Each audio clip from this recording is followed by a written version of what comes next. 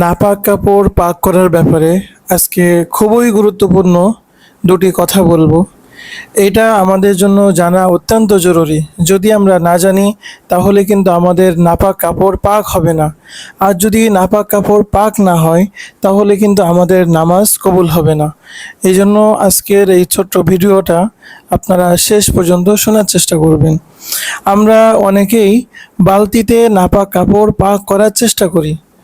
তো বালতিতে যদি আমরা নাপাক কাপড় পাক করতে যাই, তো সেক্ষেত্রে নতুন নতুন 3 বার পানি নিয়ে 3 বার কাপড় ধৌত করতে হবে। এমনকি প্রতিবার ওই কাপড়টা নিংড়াতে হবে ভালোভাবে।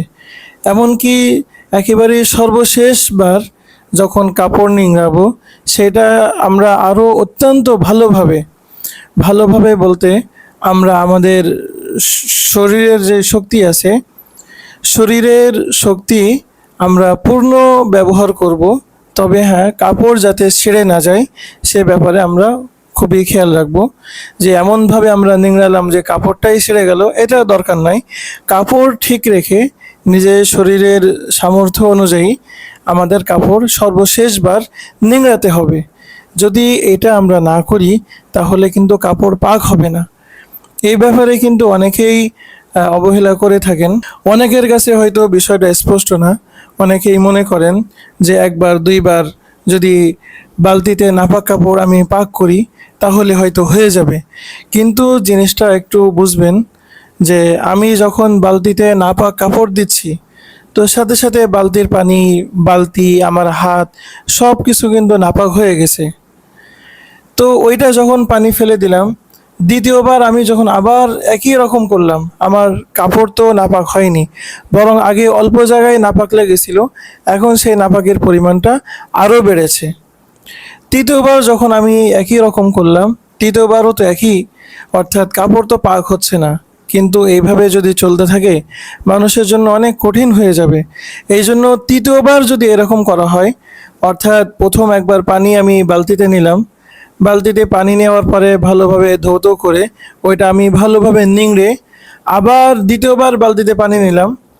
দেখেন, একবার বালতি থেকে পানি ফেলে দেওয়ার পর দ্বিতীয়বার পানি নেওয়ার আগে এই বালতির পানি আবার আলাদা করে পাক করে নেওয়া এটা জরুরি না। তো স্বাভাবিকভাবেই দ্বিতীয়বার পানি নিলেও হবে।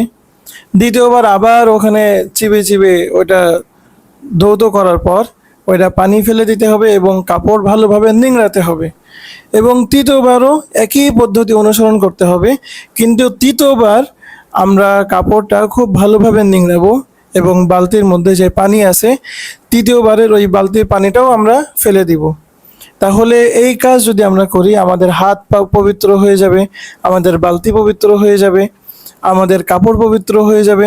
ওই কাপড় যখন আমি নেড়ে দিব, নেড়ে দেওয়ার পর বেশ কিছু সময় পরে যদি অল্প অল্প পানি ওখান থেকে ঝরেও, তাতেও কোনো সমস্যা নাই, ওই কাপড় পাক হয়ে যাবে। এবং ওই পানি যে টপকে পড়ছে, ওই টপকে পড়া পানিটাও পাক পানি বলেই গণ্য হবে। এই জন্য ওই পানি আবার যদি শরীরে লাগে তাহলে ওইটা নাপাক মনে করার কোনো কারণ নাই। এমনকি যেই দড়িতে আমি কাপড় নেড়ে দিচ্ছি, তো এই দড়িও নাপাক হবে না। কিন্তু আমরা যদি 3 বার ধৌত না করে আমরা নাপাক কাপড় বালতিতে 1 বার ধৌত করি অথবা 2 বার ধৌত করি, এবং আমরা যদি কাপড় নিংড়ানোর ব্যাপারে আমরা যদি যত্নশীল না হই, আমরা যদি ভালোভাবে কাপড় না নিংড়াই নাপাক কাপড়, তাহলে কিন্তু আমাদের কাপড় পাক হবে না। আমাদের মনে রাখতে হবে আমরা কিন্তু ছোট্ট অল্প আবদ্ধ পানিতে আমরা নাপাক কাপড় পবিত্র করছি। এই জন্য এখানে 3 বার ধোয়াটা এবং প্রতিবার নিংড়ানোটা এটা অপরিহার্য। বাকি এটা একটু কঠিন বিষয়। আমরা যদি একটু সহজ করি তাহলে আমরা প্রথমেই যে কাজটা করতে পারি সেই কাজটা হলো যে কাপড়ের যে অংশে নাপাকি লেগে আছে আমার যদি জানা থাকে, তাহলে কাপড়ের ওই অংশটা আমি আগেই ধৌত করে নিয়ে আমরা পাক করে নিয়ে তারপরে আমরা বালতির ভিতরে দিয়ে ধুয়ে ফেলবো। অথবা আরেকটা কাজ আমরা করতে পারি, সেটা হলো যে আমরা 1 বার ধুলাম, দ্বিতীয়বার ধৌত করলাম, তৃতীয়বার আমরা যে কাজটা করতে পারি যে আমরা ট্যাপ ছেড়ে দিয়ে, অর্থাৎ বালতির ভিতরে কাপড় থাকা অবস্থায় তৃতীয়বার ট্যাপ ছেড়ে দিয়ে আমরা বালতি একেবারে ভরে ফেলবো। বালতি ভরে ফেলার পর ওই বালতি টপকে টপকে যখন পানি পড়তে থাকবে এবং আমি ওখানে যে কাপড় আছে ওই কাপড়টা আমি ভালোভাবে যদি কয়েকবার চিবে নিই, তাহলে কিন্তু আমার কাপড়টা পাক হয়ে যাবে। তখন ওই বালতির ভিতরে যে পানিটা থাকবে, ওই পানিটা তখন আবদ্ধ পানি বলা হবে না, ওই পানিটা তখন একটা চলমান বা প্রবাহিত পানি বলে গণ্য হবে। কারণ ট্যাবে একদিক থেকে পানি পড়ছে আর অপর দিক থেকে পানি ওইটা আবার টপকে টপকে পড়ছে। তো এরকম যদি হয় তাহলে ওই কাপড়টা আবার খুব ভালোভাবে নিংড়ানোর যে ঝামেলা, সেই ঝামেলা থাকবে না। তাহলে এখান থেকে আমরা একটা বুঝতে পারি যে ট্যাবে যদি আমরা সরাসরি বালতি ব্যবহার না করে সরাসরি ট্যাবে যদি আমরা কাপড় ধৌত করি, অর্থাৎ ট্যাব ছেড়ে দিয়ে আমরা নিচে কাপড় ধৌত করছি, তো সেই ক্ষেত্রে আমরা যতক্ষণ না আমাদের মনের মধ্যে এটা প্রবলভাবে আসে যে আমার কাপড়ের মধ্যে যে নাপাক ছিল সেই নাপাক দূর হয়ে গেছে, ততক্ষণ ওটা ধৌত করতে হবে। কিন্তু যখন আমাদের এই প্রবল ধারণা চলে আসবে যে না, কাপড়ে যেই নাপাকি ছিল সেটা এখন আর নাই, তখন কিন্তু এই কাপড় পাক হয়েছে বলে গণ্য হবে। অর্থাৎ ট্যাবে ধোয়ার ক্ষেত্রে 3বার ধৌত করা, প্রতিবার নিংড়ানো, এই বাধ্যবাধকতা এখানে নাই। অনুরূপভাবে আমরা যদি পুকুরে কাপড় পাক করি সেক্ষেত্রেও একই কথা, এখানেও 3বার নিংড়াতে হবে, এরকম কোনো বিষয় এখানে নাই। কারণ এখানে আবদ্ধ অল্প পানিতে তো আমরা কাপড় পাক করছি না, আমরা তো অনেক বড় পানিতে, অনেক বেশি পানিতে আমরা কাপড় পাক করছি। এই জন্য আমি যেখানে কাপড় দিচ্ছি ওই পানি নাপাক হওয়ার সম্ভাবনা নাই। এই জন্য ওখানে প্রতিবার ওখান থেকে তুলতে হবে এবং নিংড়াতে হবে, এই এই বিষয়টা ওখানে প্রয়োগ হবে না। অর্থাৎ পুকুরে যদি আমরা কাপড় পাক করার চেষ্টা করি তো সেই ক্ষেত্রে আমরা খুব ভালোভাবে ডলে একবার যদি আমরা ভালোভাবে ধৌত করতে পারি এবং একটু সময় নিয়ে, যাতে আমাদের এই ধারণা সৃষ্টি হয় যে কাপড়ের মধ্যে যে নাপাক আছে সেই নাপাকটা দূর হয়ে গিয়েছে, সেই নাপাকটা এখন আর বাকি নাই। এখানে আরও দু একটা জরুরি কথা, সেটা হলো যে নাপাক কাপড় যদি আমি বালতিতে পাক করতে চাই অথবা ট্যাবের নিচে বসে যদি আমি পাক করতে চাই, তো সেক্ষেত্রে যদি ওই কাপড় পাক হওয়ার আগে, অর্থাৎ 3বার ধৌত করা এবং 3বার নিংড়ানোর আগে ওই পানি যদি আমার শরীরে লাগে, আমার পাক কাপড়ে যদি লাগে, তাহলে কিন্তু সেটাও নাপাক হয়ে যাবে। এটা অত্যন্ত গুরুত্বপূর্ণ।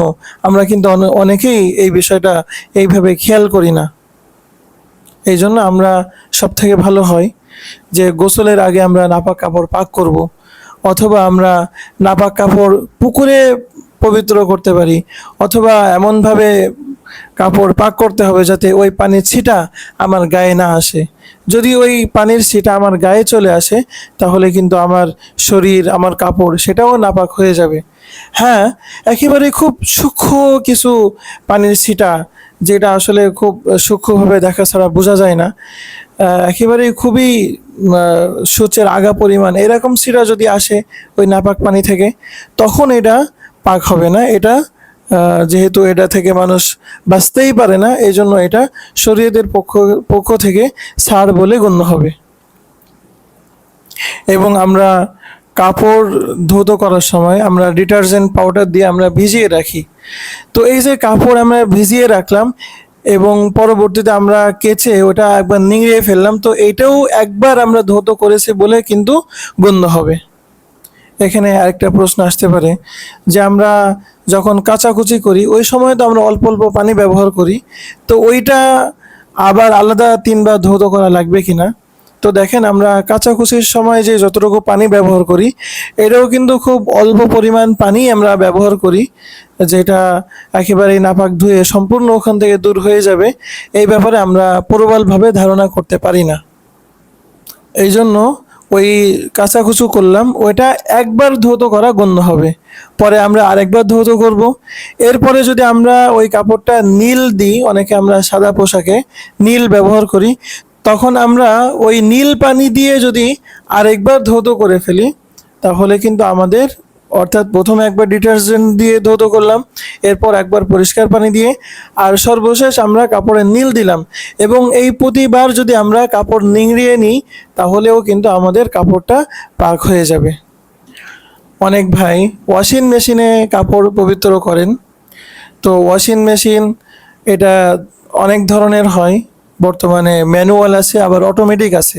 ম্যানুয়াল মানে যেখানে পানি বালতিতে করে দেওয়া লাগে, সব কিছু হাতেই করা লাগে এবং পানি ওখান থেকে নিয়ে আবার ফেলে দেওয়া লাগে, এটাকে ম্যানুয়াল বলে। ম্যানুয়াল ওয়াশিং মেশিনে যদি কাপড় পাক করতে হয় তাহলে 3 বার নতুন পানি দিতে হবে এবং 3 বার ওই পানি ফেলে দিতে হবে, তাহলেই কাপড় পাক হবে। আর অটোমেটিক মেশিনে যেখানে মানে অটোমেটিক লাইন করা থাকে পানির, অটোমেটিক পানি আসে এবং ওখানে ধৌত করা হয় এবং পানি অটোমেটিক আর একটা পাইপ দিয়ে পড়তে থাকে। অর্থাৎ এরকম অটোমেটিক ওয়াশিং মেশিনে কোনো ব্যক্তি যদি তার নিজের কাপড়, নাপাক কাপড় যদি পাক করার জন্য দেয়, তো ওয়াশিং মেশিনে কাপড় পরিষ্কার হওয়ার সাথে সাথে ওই কাপড় অটোমেটিক পাক হয়ে যাবে, এ ব্যাপারে কোনো সন্দেহ করার দরকার নাই। আল্লাহ তাআলা আমাদের নাপাক কাপড়গুলো সহিভাবে পবিত্র করার তৌফিক দান করেন।